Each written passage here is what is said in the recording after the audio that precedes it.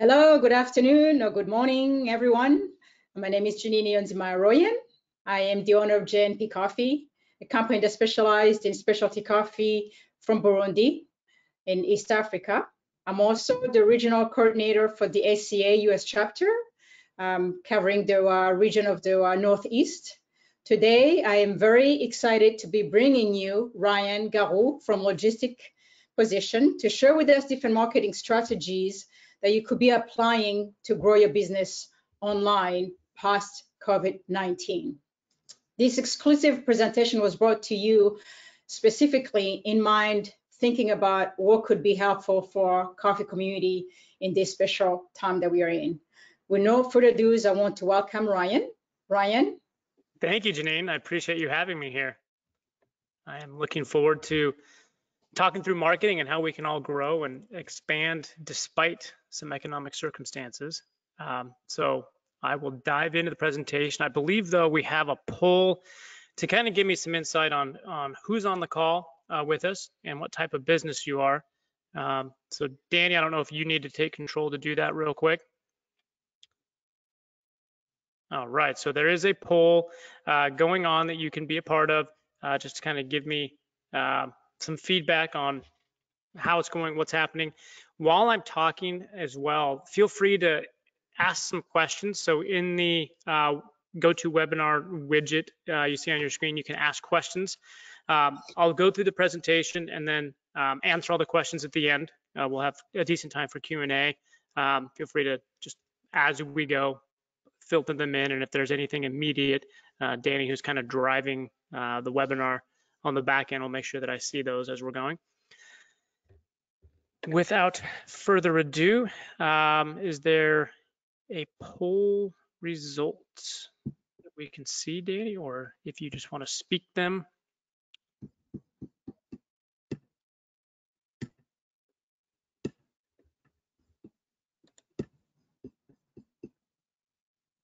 All right, well, maybe not. Sorry. We have 27% B2B, 27% B2C, and 45% both. All right, so we're all over the place. Okay, so that means as I go through this presentation, I will be mentioning both of those.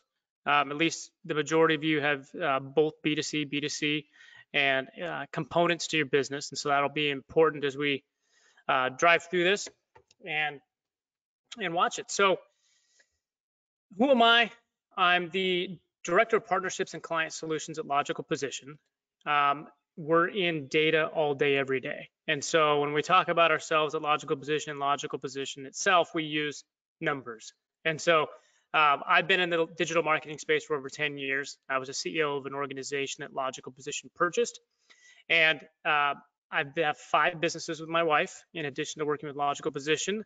We have 4 kids between the ages of 2 and 7. And we live on 8 acres outside of Portland, so there's a lot of mowing. And so basically everybody at the organization I work with thinks I'm crazy. There's just not a lot of downtime in my life at this point, but it's fun, and we constantly motion and working through things and different challenges. It's fun. Logical Position, digital marketing at its basic points. We've been around just over 10 years. We have a little over 6,300 clients that are active. About half of those are e-commerce entirely. Their focus is e-commerce. They may have some brick and mortar, but the main focus of their business and their marketing is in the e-commerce space. About 50%, but about 4.5 years ago when we were acquired, we were the e-com and enterprise strategy piece of LP. And e-com was about 8% of our book of business. And now it's about half, so it's growing pretty rapidly. We have 615 people around the country working with our organization. We have 9 offices that currently nobody is in, but we're hoping this year we get to open Miami, which means I need to go visit there all the time, because why would I not want to visit Miami when I live in Portland? Today, we're going to talk through growing in a down economy. We're not officially in recession yet until we get 2 quarters that are down versus the previous quarters, but all intents and purposes, I believe we are in one, and we're going to continue going through one, and it's going to change the game for a lot of people.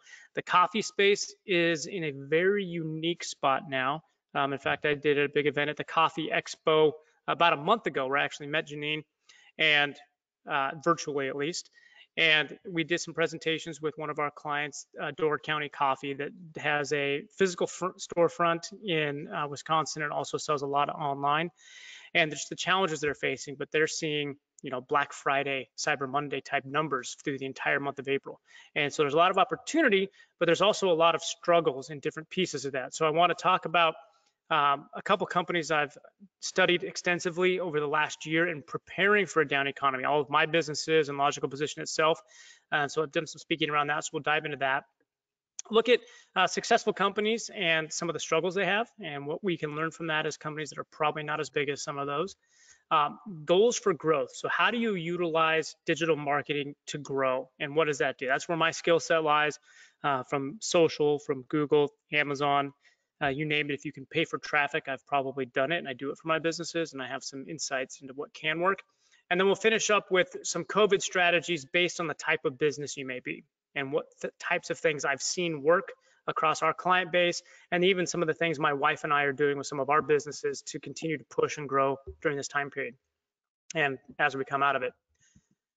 So looking back, the United States is obviously not immune to recessions, as we're finding out right now. Since we became a country, we've had 47 recessions. In the past 100 years, we've had 18. And if you do the quick math, we're pretty consistently getting in the recessions about the same time. It's not like we're getting better or worse at staying away from them.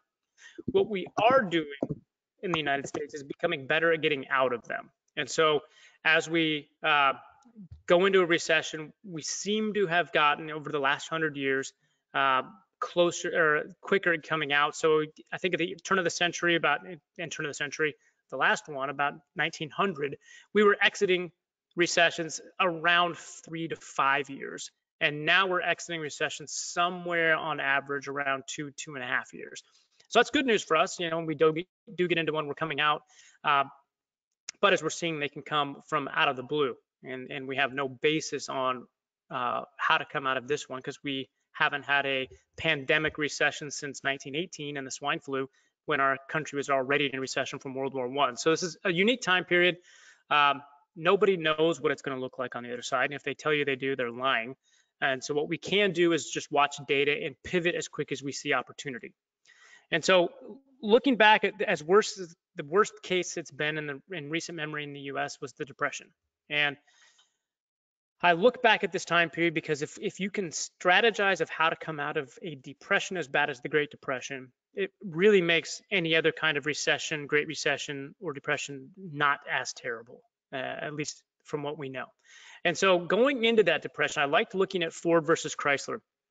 It was a newer industry. Again, cars hadn't been around for a tremendous amount of time, but Ford was far and away the dominant player.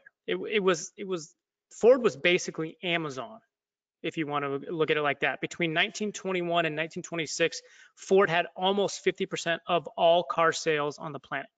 And that's an astounding number, considering Ford had one car with one color, the Model T in black. Either you took it or you didn't matter. That's all you were going to get. Henry Ford was phenomenal at manufacturing things. His assembly line revolutionized a lot of industries. And so what we have here on this graph is the auto sales in the US. So you look at 1925, and then the dip there on the blue, which is Ford sales, is when they were retooling all of their supply chain and factories for the Model A release. It took them a long time to do it, but 1929, you can see the massive spike. That was the Model A. So I don't actually know if he pre-sold things like Tesla does, but sales were obviously very good right before the Depression for Ford. Chrysler, on the other hand, was the upstart. It was basically, if you had told me that you're going to start an e-com business and compete with Amazon, I probably would laugh at you and I would not invest in your business because Amazon is so far ahead. But Walter Chrysler was a great salesman, actually got a loan for $60 million in 1925 to combine a couple companies and create the Chrysler Corporation. And then in 1927, he got the Dodge Corporation and put them all together and created this great entity that did some very unique things through the Depression to compete against a massive competitor. And in 1933, they actually surpassed the sales of Ford. So you went from being didn't even exist in 1924 and to being bigger than Ford, who was the dominant player in the car world. That's impressive, especially considering it was in the Depression. So Ford, 1930, the Model A is released. They have $40 million in profit. And I don't necessarily know what the, I should probably do that math at some point, but I don't know how much $40 million would be today, but it would be a lot today. So I assume it was a lot in 1930. So highly profitable, one of the biggest organizations, one of the biggest fortunes in the US at the time was Henry Ford. So he was doing well. 1932 to 1933, after the Great Depression takes hold, Ford loses 88 million. And that's a significant thing for Ford. It drove massive layoffs. For all of Henry Ford's amazing ability to control the supply chain and manufacture products, it made it that much worse for him when he had all of this supply chain to wind down in a depression when demand goes away. And they weren't prepared to pivot into different types of vehicles. They had one car, at that time it was the Model A, they weren't making the Model T anymore. So his efficiencies caused massive issues for him. It also opened the door for Chrysler. They also cut most advertising. So Ford went almost dark. They were one of the largest advertisers in the US across radio, newspapers, magazines. They were doing a lot. Cutting all of that obviously helped other companies such as Chrysler. So Chrysler did a few unique things that I want to at least make people aware to see how can you pivot or be aware of different things you can be doing when you're looking at what's coming ahead for us. So Plymouth was a division of Chrysler. It was focused on low prices. And so they had multiple tiers, just like many other vehicle manufacturers. Mainly it was Ford, GM, and then by the mid-30s, it was Chrysler. There was the big three, and they stayed that way for a very long time. But they focused on low prices. Obviously, in a depression, low prices are helpful. People can't afford as much of a car, so they want a cheap one. So Plymouth took off. They also innovated pretty heavily. So they knew that when they started the Works Progress or Process Administration, the New Deal was creating lots of highways. The government was building things with unemployed people to help give them jobs and pay them. So as people were getting these highways built, they knew that they were going to need faster, more powerful cars. And so that's where having the access to the Ford brothers, who were basically race car drivers that put those engines in cars, helped them quite a bit. And Walter Chrysler built the first wind tunnel to test cars. So he was constantly innovating. And he's famous for saying, I don't care how bad things get, I won't pull one penny from my research and development budget. So he knew that going against Ford, he had to constantly innovate and come up with new things to test against Ford's just machine of production and all the advantages that Henry Ford had built over the years, because he'd been going since 1902, building cars. Walter Chrysler hadn't had a company that long, so Ford was quite far ahead of him. But the innovation really took them ahead of Ford. And then marketing, my specialty, and where I like to focus a lot of my energy. Henry Ford took advantage of GM and Ford cutting dealers. So when demand falls, the dealers aren't selling cars, Ford and GM pull back out of the dealers, don't offer as much support. That left a lot of companies that can sell cars available for Chrysler to come in with sweetheart deals and say, hey, I want you to sell my cars, but maybe I can't be as generous as Ford and GM were before, but you need a job and you want to sell something, so here we go. Great move for him to be able to fill that empty space. Also expanding his advertising. He was able to get aggressive. He actually had one of the first spokespeople on the planet. Shirley Temple was selling Chrysler vehicles in the 1930s on behalf of him, even though she couldn't drive. And then also utilizing TV radio on the spots that Ford vacated, they were able to again negotiate decent rates because there was all this available inventory that nobody was picking up anyway.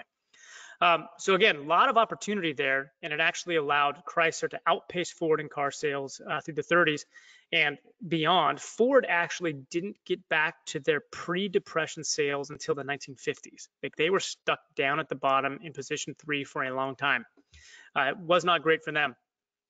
And so as we enter economic uncertainty, there's also a few other things to pay attention to more recently than the Great Depression. So we had a depression in the 70s, and there was a study done by the American Business Press that said all the companies that advertised through the recession, so in and through, had the highest growth rate in sales and net income in the recession and the 2 years following. So if you cut advertising in the recession and stop because you're kind of controlling things, you don't want to put any money out, it actually hurt you for 2 years beyond the recession because of how people were responding. It was brand building during the recession had a lot of advantages. And you also know in the 70s there wasn't any digital marketing. In fact, this is the first recession where we have direct response digital marketing for e-commerce. E-commerce wasn't even a big thing in 2006 to 2008. You couldn't even pay for Google Shopping in that time period. You had no advertising on Facebook. So we are really in an unprecedented time period in which you have the first opportunity in a recession to track all of your marketing dollars down to sales. It's fascinating that we in 2008 even, you couldn't say, all right, I'm going to pay for this, and I'm going to pay $100, and I'm going to get $500 in sales. It was nobody heard of that before. And so very unique time period. I'll touch on some of the details of that and how we set some goals around it. But then in the 80s, same thing. McGraw-Hill studied 600 B2B companies, and the ones that advertised saw 256% growth versus those that didn't through and after the recession. So there's a lot of data backing up not pulling back and not being timid in a recession. In fact, I'm doing the exact opposite in my businesses, and I'm going to share those data as well. But as we start businesses, this is kind of the pinnacle or what we shoot for as businesses. If I got one of my businesses on the Fortune 500, I would be pretty ecstatic. I'd be doing a happy dance. I would open a bottle of champagne with my partners. We would celebrate the fact that we've grown to one of the largest businesses on the planet. In fact, growing up in the 80s and 90s, I was a big fan of business because I knew from pretty early age that my genetics pool was not going to allow me to be a basketball player. I drank my Gatorade and wanted to be Michael Jordan, but it just was not in the cards. So I focused quickly on business, and I really loved GE. So I kind of idolized this business and their management structure in their division. Thanks to Jack Welch, who recently died, unfortunately. They had this mantra that you were going to be number one or number two in a business, or they were going to get out. They were going to get out of the business or get out of you as a leader of that business. They were hyper aggressive, which fit along with my personality as well. But even now, GE, it feels to me, having been a big fan of GE and Jack Welch in the 80s and 90s, that GE should be this massive, successful company. But right now, they are a shell of their former self. I won't even invest in their stock price, as bad as it is right now, just because I don't believe that they have much of a future at this point. They actually just got out this week of their light bulb business that started the company. So being one of the biggest, most successful companies in the world does not guarantee that you're going to stay that way. In fact, a lot of it's dependent on the leadership and the strategies they take. But if we look at the Fortune 500 from a numbers perspective, again, I love numbers and data. They prove a lot of points and they give us insights. Fortune 500 started in 1955. There were 500 businesses on there already, obviously. 65 years later, there's only 60 businesses left that were on that list 65 years ago. That means 88% of the businesses that started as the largest companies on the planet with the most available resources to stay successful, to squash competitors, to buy competitors, to continue innovating, failed at doing so. They were bankrupt, acquired, or failed to keep growing and fell off the list. It blows my mind to think of that. And 65 years is a decent amount of time, but if you are, that's basically saying Walmart in 50 years is going to be gone. Like, that would surprise me, for example, or Google or Amazon are not going to be as big as they are or even as influential as they are. It's going to happen. We know that. Another measurement that I like to look at for large businesses, the S&P 500. In fact, what we know about this one is it started in 1965. The average time you were going to stay on the S&P 500 when you got on there was 33 years. They estimate that by 1926, you're only going to be on the S&P 500 for 14 years. Now that, if you're a big company on the S&P 500, that may be a unfortunate stat for you. But I'm guessing most people on this call, I don't think we have Starbucks on this call, you're probably not on the S&P 500 or Fortune 500. So you're trying to get on these lists or grow to be as influential as that. And that means there's tons of shakeup happening. If we can actually believe that Amazon didn't have a business 25 years ago, or even 20 years ago, they had a business, but they were a bookseller. It wasn't even a very big one.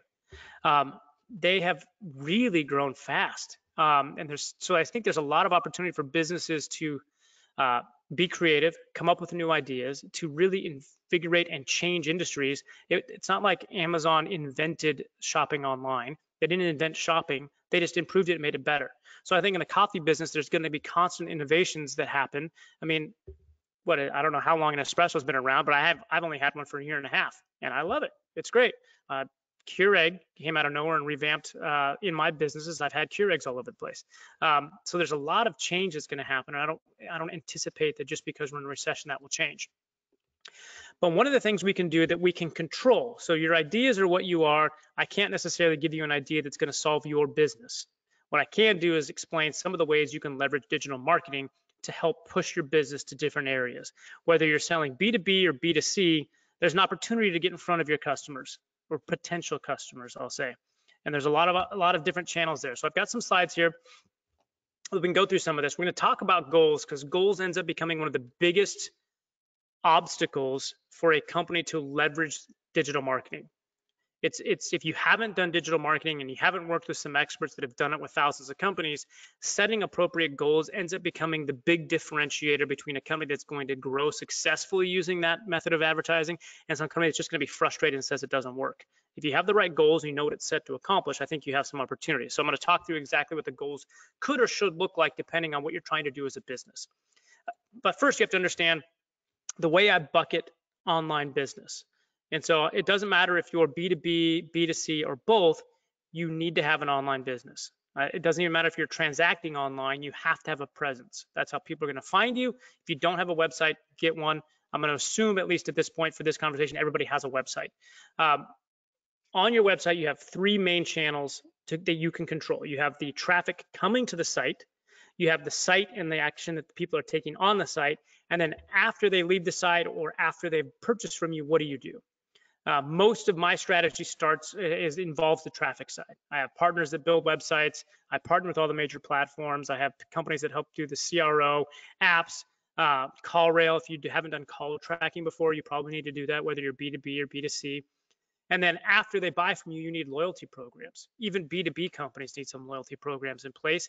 Make sure you're emailing your past customers, your potential customers, and you need to be emailing them differently, especially if you are a B2B and a B2C company. You do not send those two groups of people the same email.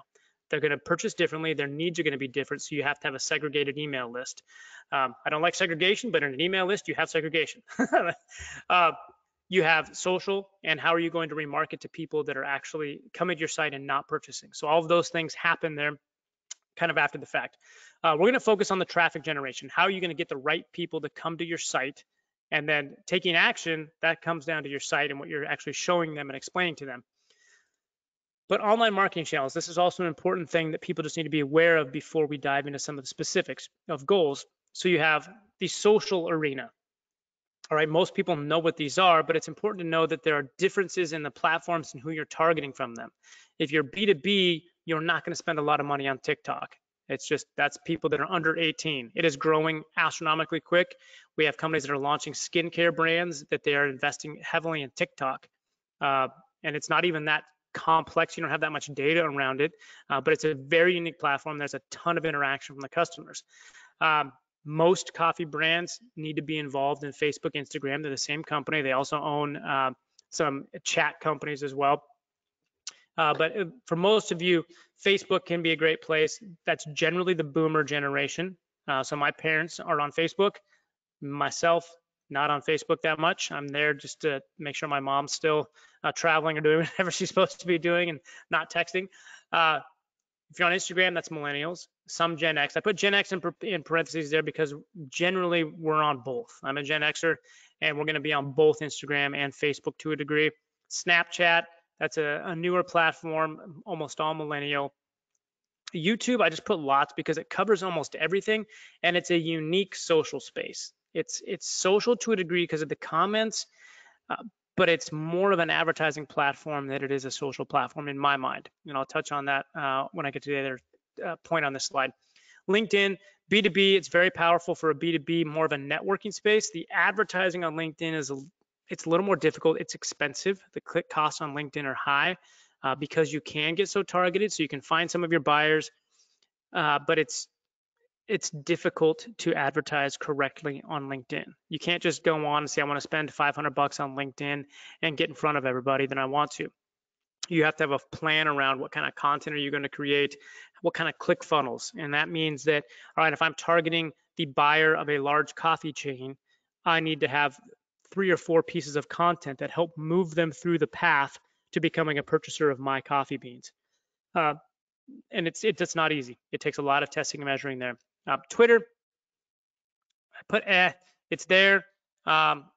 It's not great for advertising. A lot of companies have pulled off of advertising there because it's not ideal. It's just an interesting demographic of people that are involved there. And so I can't advocate for a lot of companies finding great opportunities there to target their target market. It's not great. I don't envision Twitter being much of a player in the advertising space moving forward in the next few years. On the other side, you have demand capture. So these channels don't necessarily create the demand for your product. They allow you to capture the demand for your product. Google is about 70% of all the search spend. They're about 90 to 95% of all the searches done in the US is on Google. Bing has about 15%. Amazon's ads revenue is bigger than Bing. Amazon has a tremendous amount of ads. I spend most of my money on Amazon on one of my brands we'll touch on. And then it's branding. This is the display network. So this is where you see just image ads as you're reading an article. If you're on CNN or ESPN, you're reading an article, you'll see a little image there with a brand maybe you visited before. Those are just branding more than anything else. There's not a lot of direct response where they're going to be reading an article, see your ad, click on it and buy. It happens, but it's not the norm, and you usually are investing there at a loss as far as tracking the revenue to brand yourself. And so when you're setting search goals, I'm going to focus on, we can go so many different directions on here, and we'll probably get some questions about some of these things at the end that maybe I won't touch on in the presentation itself, but I'm fine answering questions that are on different platforms. Paid search is a great opportunity because it's somebody searches for coffee, they search for dark roast coffee, they click something, they buy something. Everybody's in a search funnel or a path to purchase. The bottom of that funnel is when people search for your brand. Like if I'm looking for Starbucks coffee, I know exactly what I'm looking for. Starbucks has an ad. I go there. I can either, maybe they're going to send me the app. Maybe they'll send me the site. Who knows? But it's at the very bottom of the funnel. I have intent. I know I'm going to do something. Above that, maybe non-brand. I'm looking for dark roast coffee. I don't know who I'm buying from. I don't know what I'm looking for yet, other than I like dark roast. And so that is what I consider the free agent. There's some intent there. And if you get that person to your site, there's a chance they're going to buy. It's not going to convert as high as somebody that's actually looking for your brand and already wants to buy from your brand, but it's a very valuable spot to play in. And that's where we set most of our goals in paid search, is on that band that says non-brand there. And then above that is where you're trying to make people aware of your product or service. Maybe I didn't even know dark roast existed.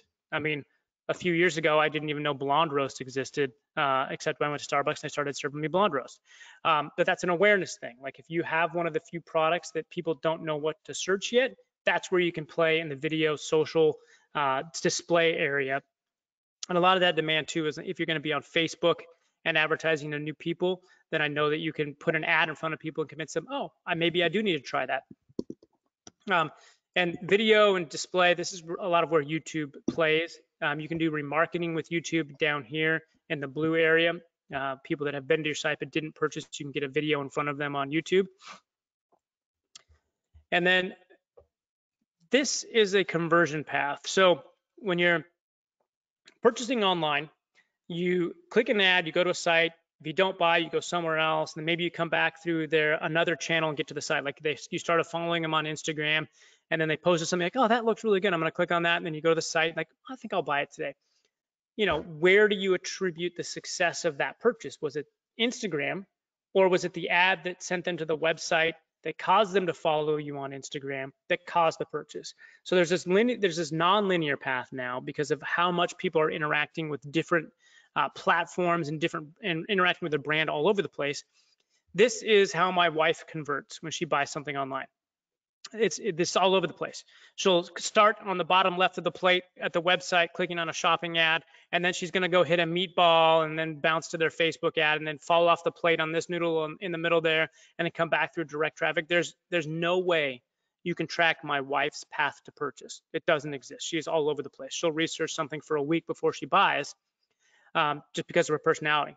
And my click path is very simple. Everybody on the planet can track when I buy because I see something on Google Shopping, I click it, and then I buy it. It's amazing. But I'm in the minority.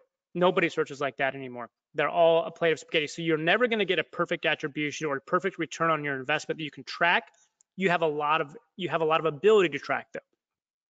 And so what we're going to do is we're going to set some goals around what you can track. And so I'm going to fly through these pretty quick. It's some math, but it's not very complicated. So I have this question a lot from business owners is what their goals should be or could be. So we get in this conversation of, well, we've always had a 5x return on my investment on marketing. So I've got a 50% margin on my product. I know in the direct consumer coffee space, it can many times be higher than that, but it just makes math more complicated if it's not just 50%. So this business owner says, yep, I'm going to get profit. I love it. Every dollar I spend on Google driving traffic produces a profit for me, and I'm very, very happy. And then this year, with you running my ads, Ryan, I want to grow 10%. Okay. I'm like, well, why do you want to grow 10%? Like, oh, we just always have, and it just feels like a good number. It's not too much. I can handle the volume increase without, putting a strain on my production. So let's just do 10%. Okay, great. So we get this, $100,000 of revenue last year. So we're going to shoot for 110,000 this year. I'm doing a 5X. So I spent 20 grand last year. I'm going to spend 22 grand this year. Isn't that great? I turned $22,000 into $110,000 of revenue. I'm just printing money. Everybody's happy. Isn't that awesome? Very rarely works that way. So we're going to talk through some of the goals and see what a business owner could or should be doing based on the goals of the business. Not necessarily just because we've always done that, that's what makes sense. So we're going to touch some math, not theoretical applications of calculus. I did that in college. It was a terrible, terrible class. I recommend it for nobody unless you're a math major. Then more power to you, but that one hurt my brain. As a business, when you're going to go into online marketing, doesn't matter the channel that you're going to go at, you need to decide if you're looking for profit now or profit later. Those are the two, that's the first important decision you make, now or later.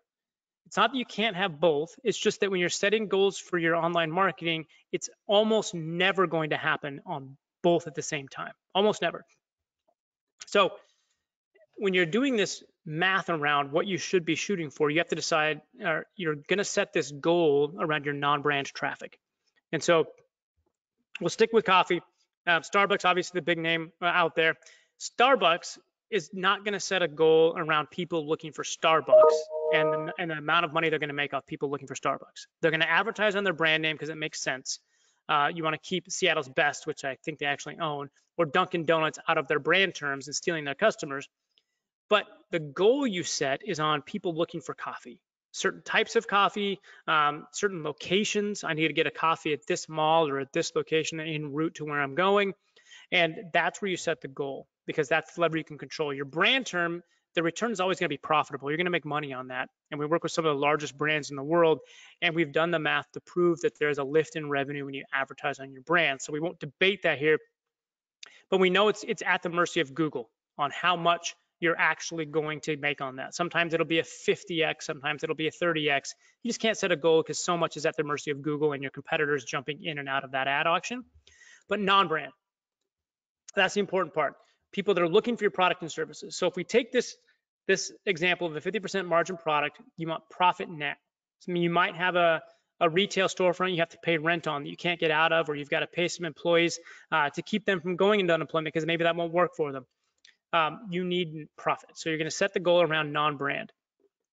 So we already saw how the 5X goal plays out as far as spend level, but the total revenue or profit you get is $30,800. If that plays out in a vacuum, it's never that perfect, by the way, but this is just an example to see how the math trends.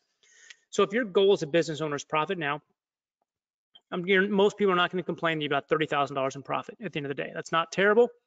But if the goal truly is profit now, you actually many times can make more money by lowering that return on ad spend goal to maybe a 4X. So 200,000 of revenue based on $50,000 of ad spend. This is where business owners get nervous, by the way, because $20,000 of ad spend or $22,000, that's about $2,000 a month. That's not uncomfortable for a lot of business owners. This becomes $4,000 a month. This is a little more uncomfortable. So committing to it can be tough, but generally what I tell business owners is you don't necessarily commit to it up front, you push your way there. And so that $50,000 generated $200,000. Maybe you paid an agency of $5,000, 10% is pretty typical for an agency. You had $45,000 of total profit. So same margin, same business. It's not a perfect math by any means. This is an example that I see happen quite often though. It's somewhat on a supply-demand curve, that as you push further for more volume, the margin you get on that additional sale is smaller, but the overall volume of sales actually increases your total profit. Business owners get very uncomfortable when I start talking about that because it means that you're deviating from what they've known in the past and you're venturing into an unknown area, which is uncomfortable for a lot of business owners. But be aware that this generally works. As you get more aggressive, you pay a little bit more per click, you increase your daily budget, and you react very, very quickly when you see things going one way or another. You don't just go out and spend money to spend money and boost Google's stock price. I am not in the business of that. I like boosting my own stock price, which is very different than Google's. My goals are not aligned with Google necessarily. I utilize their platform to grow my businesses. But understand that lower return on ad spend does not mean less profit. And most business owners have confused that to a degree. And so if you're shooting for profit later, and this is what I do with almost all of my businesses across the board, I don't necessarily need to have profit now. I would much rather have larger profit later. And let me explain what that looks like.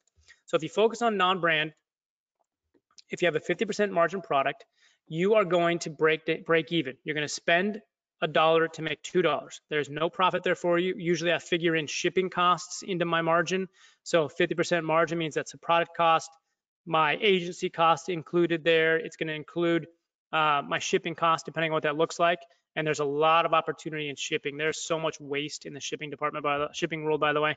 I partner with UPS in certain areas, and I know there's a lot of waste. So make sure you're looking at how you can improve your margins on shipping. But taking the previous example, you might be able to spend $200,000 a year or a month to generate $400,000 of revenue. You didn't make money, which is not nearly as exciting as a business owner. But the other side of that equation is you get new customers. And those customers become email customers of yours that you get to email them for future profits. So two things are required for this. Number one, a good email program. If you're not doing email regularly, you need to start doing it. You're falling behind if you're not.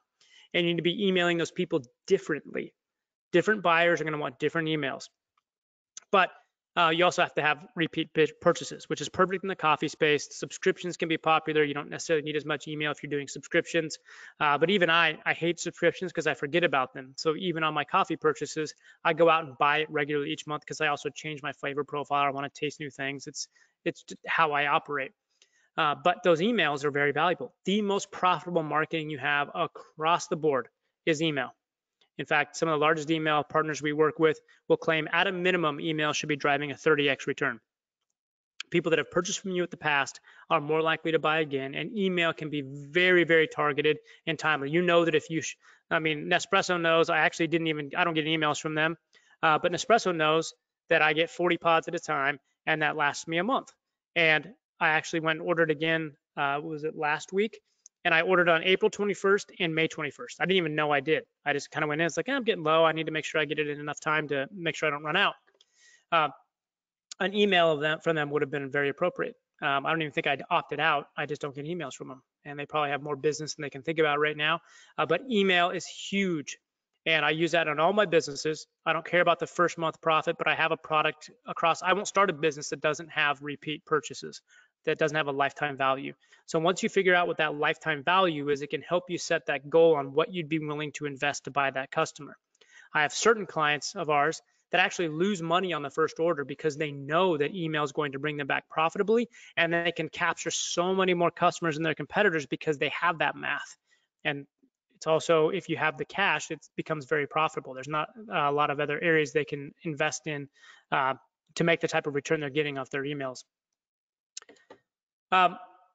The other thing you get from being aggressive in non-brand, and I'm primarily talking about Google Shopping. So whether you're in a B2B or B2C space, I think you need to be in Google Shopping. I'm going to show you in a second some of the extra advantages of it. But if you can sell direct to your consumer, whether business to business or B2C, having something they can purchase on your website will make big dividends for you in multiple areas. But by investing more in Google Shopping, actually, I should go back to that. This is important to me. Your competitors don't get the customer. So if somebody is searching for dark roast coffee, they don't know who they're buying from yet. If they click on your ad, there's a chance they're going to buy from you. If they don't click your ad ever, there's very little chance they're ever going to find you. The organic results are very stacked against you as a smaller business than Amazon, Walmart, Starbucks. It's not in your favor. So a lot of times you have to pay for traffic on non-brand customers to get them.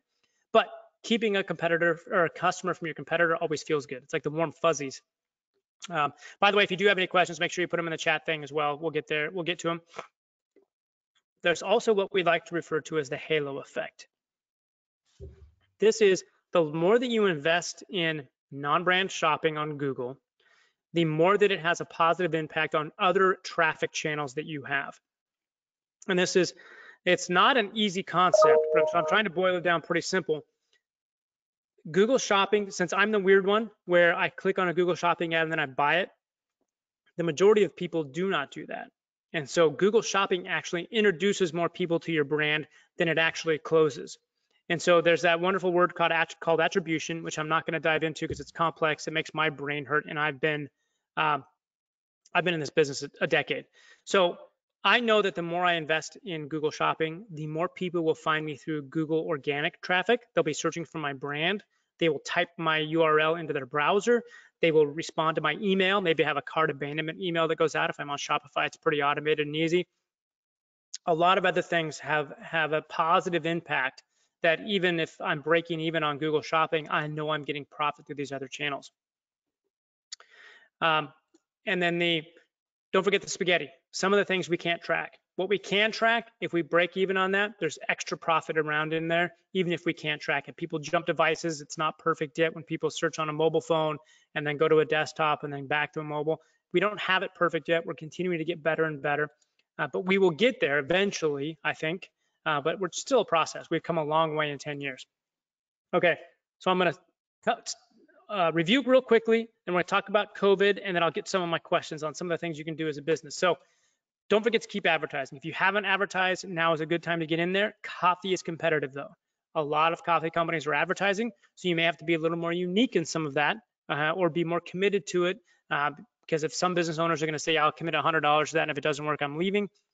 I know it will work. It just depends on what types of products are going to work and how it's going to work best for you, because the same exact search term is going to perform differently across different websites. Everybody converts differently. We know that big now doesn't guarantee successful later. We know that. We've seen the data. Just because you have a bigger competitor now doesn't mean they're going to be bigger for long, but it's up to you to overcome them. It's up to you and your business to advertise better than them, to be more innovative than them, but there's no guarantee they're going to stay there. And so I love the fact that small companies have a great chance. Logical Position may be one of the biggest on the planet, but some of my other brands are not. And so they are aggressively going after larger competitors. And you need to make sure that your paid search acquisition goals align with the business. Like, don't just go out and say, I need this because that's what somebody said at a conference. It's going to be tailored to you. Like, everybody on this webinar is going to have a different goal for their business, and therefore your paid search goals are going to be different. Your paid social goals are going to be a little bit different. You have to decide profit max now or profit max later. They generally are not going to be in the same account at the same time. And don't ignore the halo effect and all the other things that people can be doing outside of just coming to your site the first time. Okay, I'll spend just about a minute, maybe 2 minutes on this, and then we'll get some questions that are coming in. All right, so in COVID-19, things have changed rapidly. I mean, it's in February, everything was normal. We had no impact that this was ever going to hit us. So things were up in e-commerce about 17%, and they took a massive hit in March, and then they came back very aggressively in April, and we're up above what we would have been before in most e-commerce businesses. But all businesses need to focus on trackable advertising. I would not advocate for almost anybody to go out right now and buy a billboard on the freeway. That's not going to translate very well in this economy.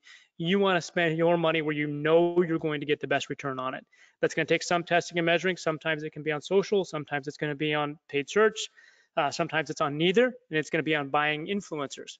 There can be a lot of different opportunities, but make sure you're tracking the dollars and you're spending money where you know you're getting something from it, because we have the technology now.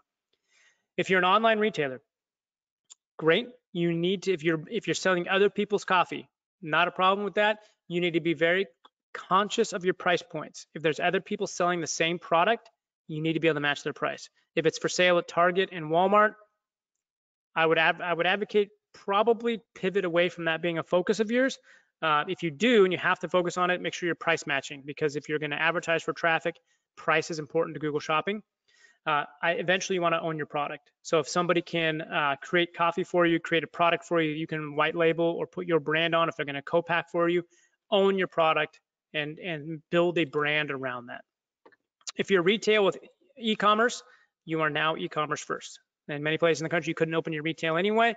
I did a podcast interview with Lionheart Coffee here in Portland, and they have pivoted wonderfully well in this COVID environment. They are doing a lot of great things in charity, so I really advocate for them.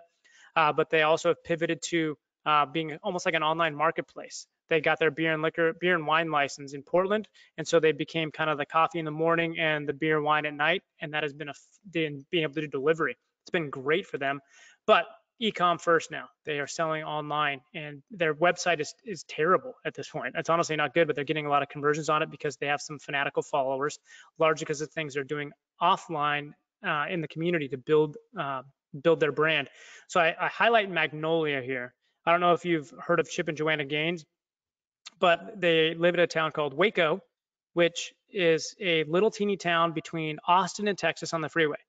There's legitimately no reason to go to Waco. Unless you are going to Baylor University, no one ever needs to go to Waco. In fact, it's not even a good truck stop or a place to stop off outside of Magnolia. One of the biggest truck stops in the world is actually before you get to Waco when you're going from Austin to Dallas. But they have created a destination in Waco. There is now a reason that people go to Waco, Texas. I've been there. My wife has taken me there. She's promised me that we're going back so she can shop there and just go there to spend money. It's not even that you're going to go see anything. I mean, they have not a cowboy museum, but the Texas Ranger Museum. I went there when my wife was off spending money. But focus on how they built their brand. They've done a phenomenal job of brand building. If you can drive people to Waco, Texas, they could have been probably 10 times as big if they were in LA. Phenomenal brand builders. If you're a brand with retailers, so if you have a coffee brand that sells through retailers, sells on your own site, that's great. Make sure that everybody has the same price point. This is one of my companies as a brand like this. You want to also advertise and you want to capture that customer. When they search for your brand, that is a you customer. You do not want that going to your retailers because your retailers don't care if they buy your product again. All they care about is that they buy from the retailer again.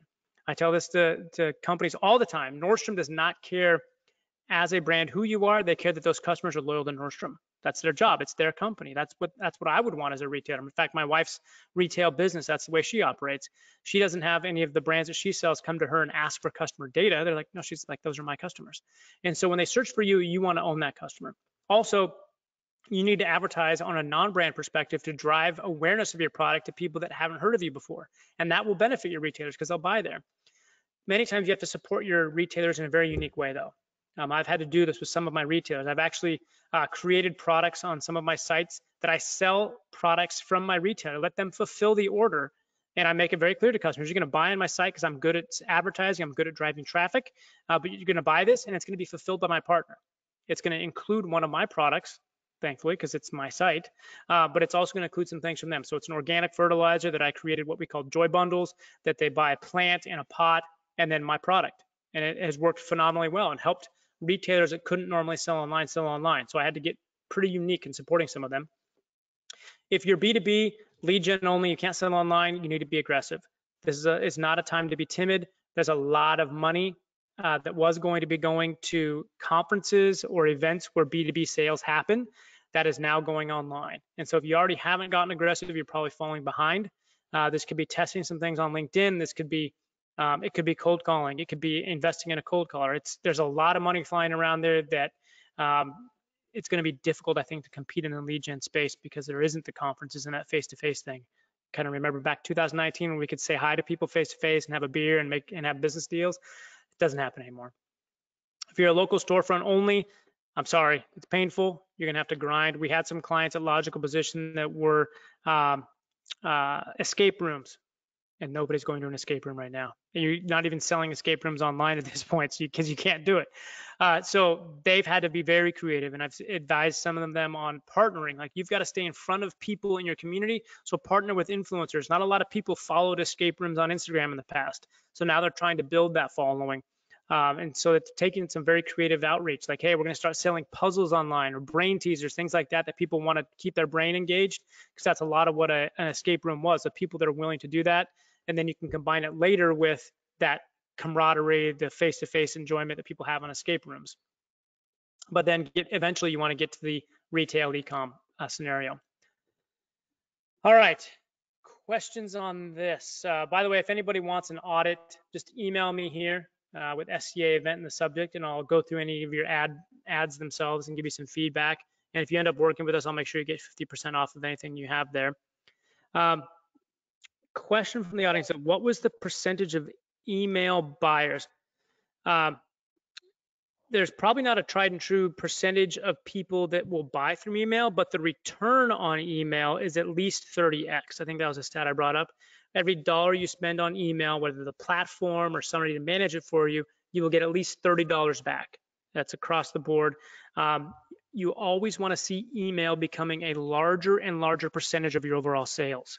You know, if email is 1% of your online sales right now, Ideally, you'd want to see that jump to 2% in the next 3 months. And then you're like, hey, I'd love to see email next year 10% of my overall revenue, because there's so much power from email in bringing people back, especially in an industry like coffee, where you run out, you have to buy more. You're trying to keep people loyal to you. And so each package could contain coupons for future orders. If you don't do the fulfillment, you can have your fulfillment house do that. I've worked with a company called ShipBob, where they do a lot of that for the customers, help them think through how they increase lifetime in just their packaging.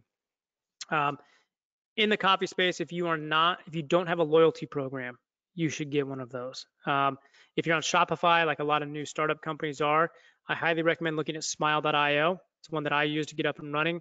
And I don't have it on this round of packaging because we're putting it on the next round, but I'm putting a loyalty program on my package. That way, if I sell through Amazon, I can still capture some of those Amazon buyers because they can join my loyalty program. That will, hey, we'll give you discounts on future stuff. I don't even necessarily care if they purchased on Amazon. They can get in my loyalty program. Doesn't matter to me. All I want is their email and permission to email them, because I know there's so much power there that you just tell me you bought it, I'll believe you. I don't care. Even if you don't even have a plant, sign up for my loyalty program, organic fertilizer, and I will message you about how to take care of those plants you don't have. It's very inexpensive for me to do that per user, but the upside is so high. Are there any other questions?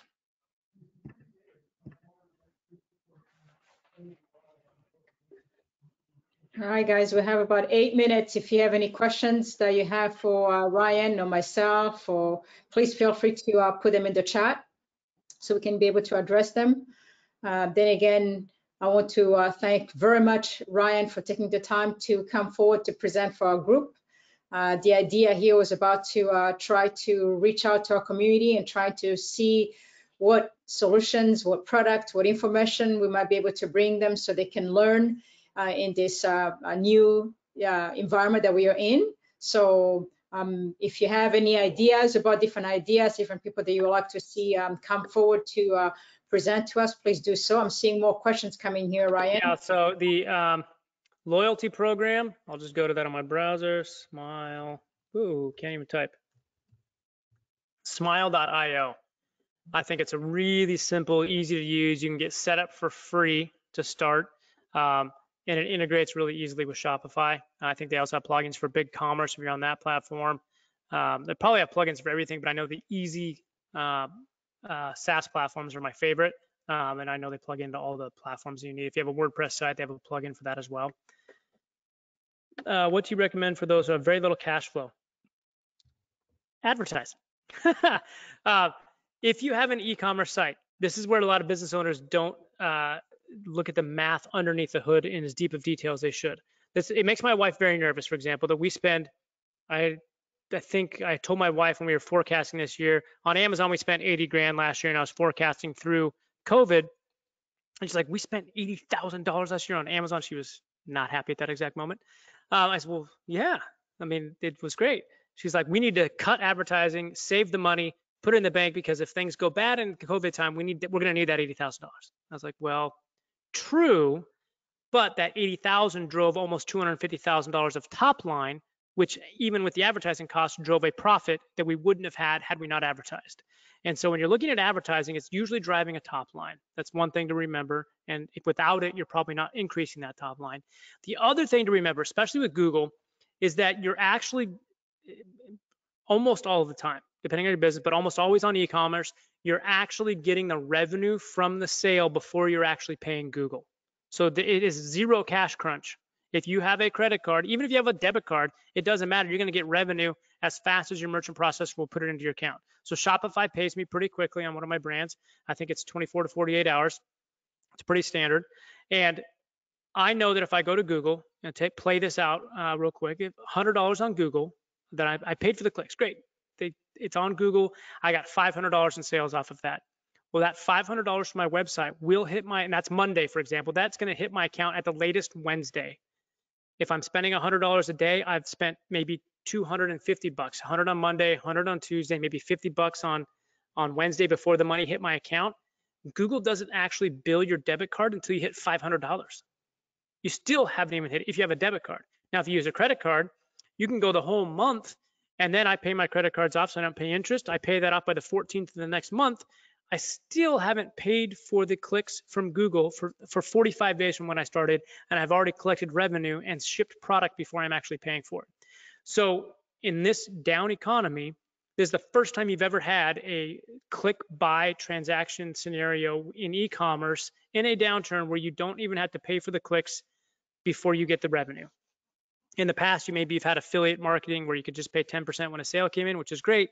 That doesn't scale as well. With Google Ads, you can scale pretty aggressively and still not have to pay for clicks until you've already collected the revenue, which is phenomenal. So I would say I wouldn't even worry about having a cash crunch. Question here. What email program do you recommend?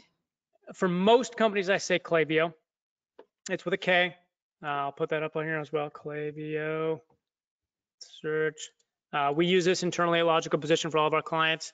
There's another one called OmniSend, which I think is a good one as well. We haven't done a lot of our clients there. They're still a little bit behind Klaviyo on some of their features, but Klaviyo is pretty solid. It's easy to set up, integrates with Shopify, BigCommerce, most of the platforms. It's just a click of a button, you can get on there.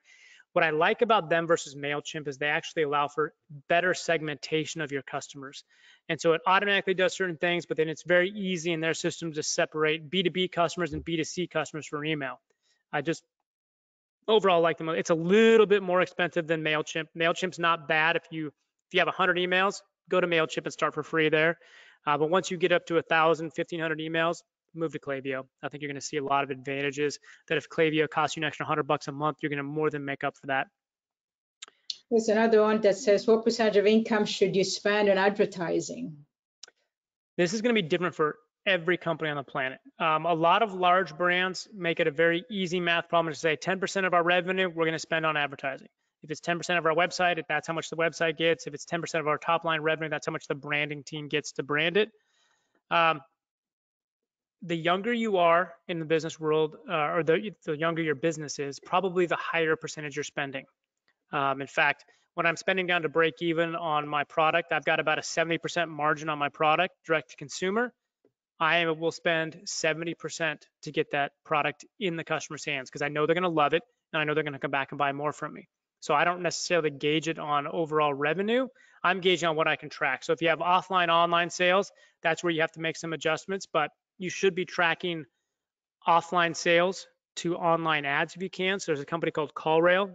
We work with them at Logical Position that can track phone calls from Google Ads or Bing Ads, or even just website traffic. So you can start seeing where your phone calls are coming from and what's driving your revenue. So I would recommend doing that so that almost everything you see has a line item to it. But you have to start at some place that's comfortable. Obviously, if you only made $10,000 last year, spending $10,000 a month in advertising would be difficult, and I probably wouldn't recommend starting there, but just starting something in motion. And that's usually one of my defaults in business is, you're never going to have a perfect plan, but you can't change something unless it's moving very easily. So something in motion is easier to direct. So I just go and I learn a lot of lessons. I stub my toe a lot in business. I make mistakes, but I pivot quickly by looking at data. And so I learn more than my competitors do generally. All right. We have about a minute before the call is over. And I want to thank again, Ryan, for taking the time to come and present for our region. And then again, remember, this is the time that you please send in your ideas. If there is anything specific you want to see to support you or support your company moving forward in this environment, if there's a different way you want us to be communicating in this region, this is the time to feel free to send me an email. I have sent out an email to a number of you already to let you know about this call today. If you haven't received it, we have a Slack platform on which we communicate every fourth Thursday of the month. So we want to hear your voice. We want to support you, and stay safe. And thank you so much again for joining us for this call today. Ryan, thank you very much. And I'm sure that more questions coming your way. I appreciate it. Looking forward to helping all of you that I can. Thank you. Bye. Stay safe. Bye now. Bye.